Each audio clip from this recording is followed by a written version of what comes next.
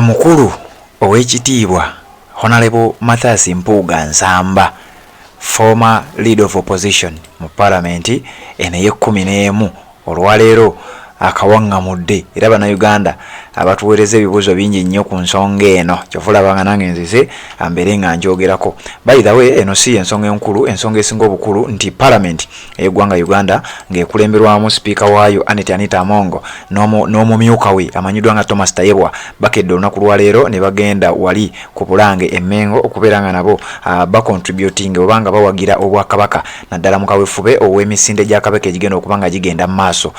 Speaker Anita Amongo asisinkanye Katikkiro wali mu Bulange e Mengo era parliament nga parliament ne bawaayo obukadde bwa siringi 50. Basasudde obukadde 50, cheke badde ya bukadde 50 era wanikiddwa obulungi nnyo abantu ne baba nga bagiraba bulungi nnyo parliament bwe bukadde bwe waddeyo okubeera nga buyambako ku misinde gya Ssaabasajja Kabaka ekigenda okuba nga gigenda mu maaso. Gwali ku mukutu guno ogwa Red Zone TV nfunye omuntu omu nga ye ayina ekibuuzo kye nange ne ngamba it is okay nja kikuddamu mu ntegeera gye nkitegeeramu. Ambuuzizza nti kituufu Mathias Mpuuga atambudde ne sipiika ng'ate ekibiina kya National Unity Platform kyo we kyagenda teyalinnyayo. Ensonga eno nja gikwanukula nga bwe nkulaga n'ebifaananyi. Mu kifaananyi ekyo mulimu ow'ekitiibwa Katikkiro okuviirira ku mukono guli ogwa ddyo ali wakati ye Deputy Speaker amanyiddwa nga Thomas Tayebwa.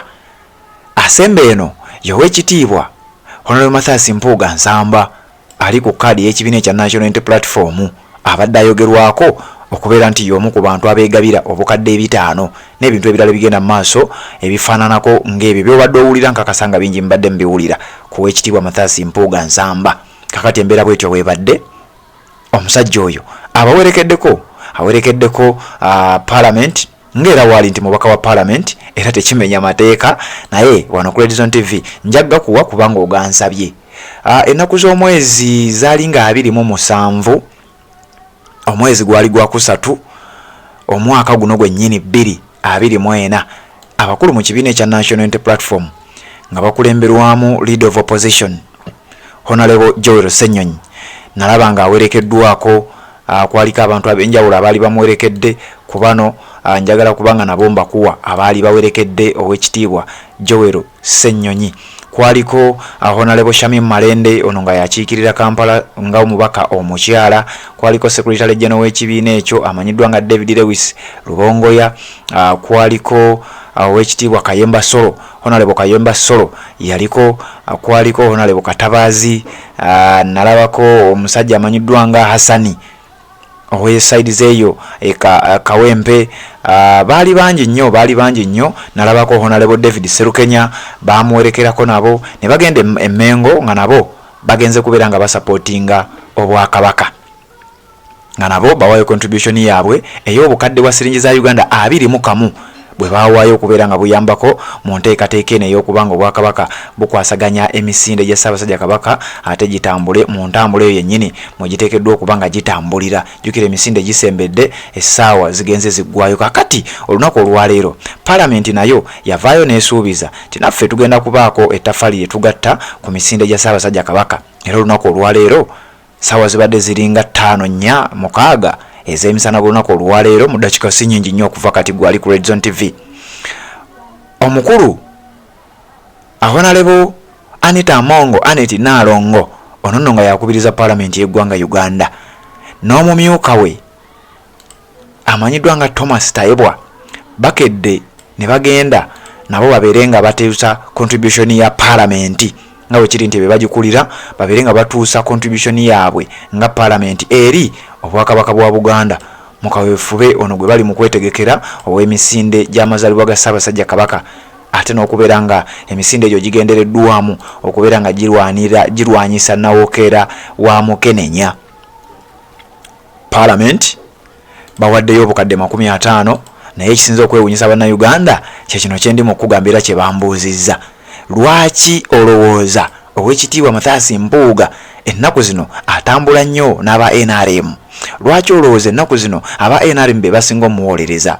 Lwaki olowooza ennaku zino Mathias Mpuuga Nsamba aba NRM bamulaze nnyo omukwano? Bino nno byonna bibuuzo ebizze mu mmeeza yaffe, ebizze ku mmeeza yaffe. Nange ne ngamba sibiinaako kumanya naye ngenda kuwa amawulire nga bwe gazze ojja kukyeddiramu. Olunaku olwaleero Mathias Mpuuga Nsamba akedde ku makya n'awerekera Speaker Anita Among, n'awerekera Deputy Speaker Thomas Tayebwa, ne bagenda ku Parliament, ne bagenda ku Bulange Mengo, ne basisinkana Oweekitiibwa Katikkiro, ne bamukwatira ettu lya milioni 50 ne baliwaayo nga contribution ya Parliament okubeera nga ate liyambako, sente ezo ziyambako mu kudduukirira enteekateeka ya Ssaabasajja Kabaka ey'emisinde egy'amazaalibwa.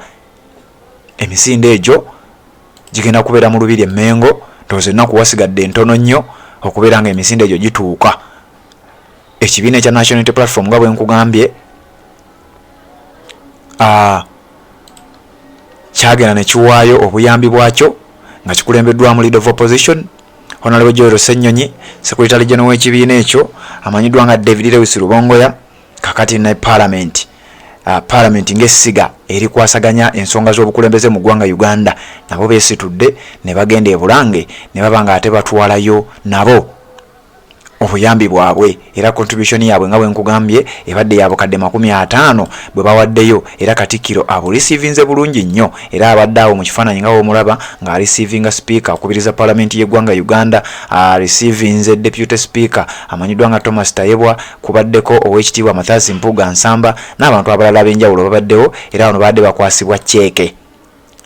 Wadde wakwasibwa cheeke ey'obukadde 50 Parliament bwe waddeyo. Ono omukyala ali mu Gomesi ye Right Honorable Speaker Anita Among, oli gwakute naye cheeke ye Oweekitiibwa Katikkiro Charles Peter Mayiga, ono asembe eno mu kanzu ya Oweekitiibwa Mathias Mpuuga Nsamba. Kati gwabadde ambuuza ekibuuzo, ndowooza neetaaga ne mu kusembereza n'omulaba bulungi nnyo yoyo Oweekitiibwa Honorable Mathias Mpuuga Nsamba abaddewo bulungi nnyo. Kati nno wano bannayuganda abamu emitwe bwe batabukiddeko, emitwe gye batabukiddeko nga beebuuza Mathias Mpuuga NUP we yali egenda nga ye teyagenda nabo, kakati ate aba NRM bwadde bagenda nga agenze nabo. Ebyo simanyi naye njagala okutegeeza tawerekeddeeko ba NRM. Jjukira ono omusajja wa kitiibwa emmenga abeerayo, naye nze nkuwadde mawulire gaago ajja kubanga naawe oyongera okubanga ate otuwe endowooza. Genda mu comment section otubuulire lwaki, kubanga waliwo abuuza ekibuuzo ate nga nze sikiinaako nnyo kumanya.